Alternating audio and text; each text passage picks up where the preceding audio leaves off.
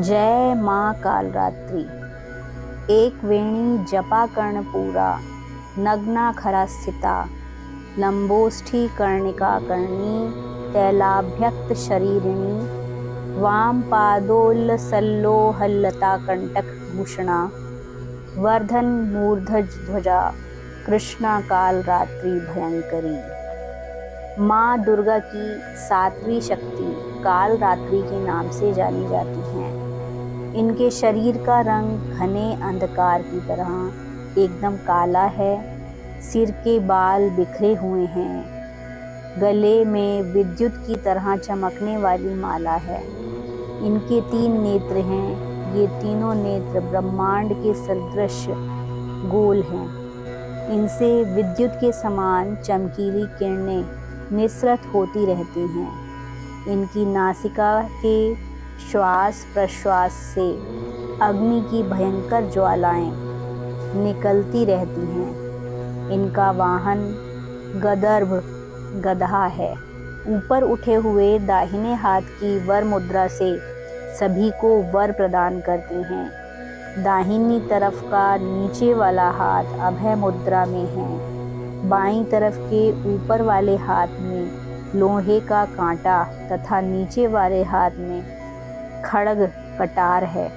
माँ कालरात्रि का स्वरूप देखने में अत्यंत भयानक है, लेकिन ये सदैव शुभ फल ही देने वाली हैं। इसी कारण इनका नाम शुभंकरी भी है। अतः इनसे भक्तों को किसी भी प्रकार भी भयभीत अथवा आतंकित होने की आवश्यकता नहीं है। दुर्गा पूजा के 7वें दिन माँ कालरात्रि की उपासना का विधान है। इस दिन साधक का मन सहस्त्रार चक्र में स्थित रहता है। उसके लिए ब्रह्मांड की समस्त सिद्धियों का द्वार खुलने लगता है। इस चक्र में स्थित साधक का मन पूर्णतः माँ कालरात्रि के स्वरूप में अवस्थित रहता है। उनके साक्षात्कार से मिलने वाले पुण्य का वह भागी हो जाता है। उसके समस्त पापों विघ्नों का नाश हो जाता है। उसे अक्षय पुण्य की प्राप्ति होती है। माँ कालरात्रि दुष्टों का विनाश करने वाली हैं।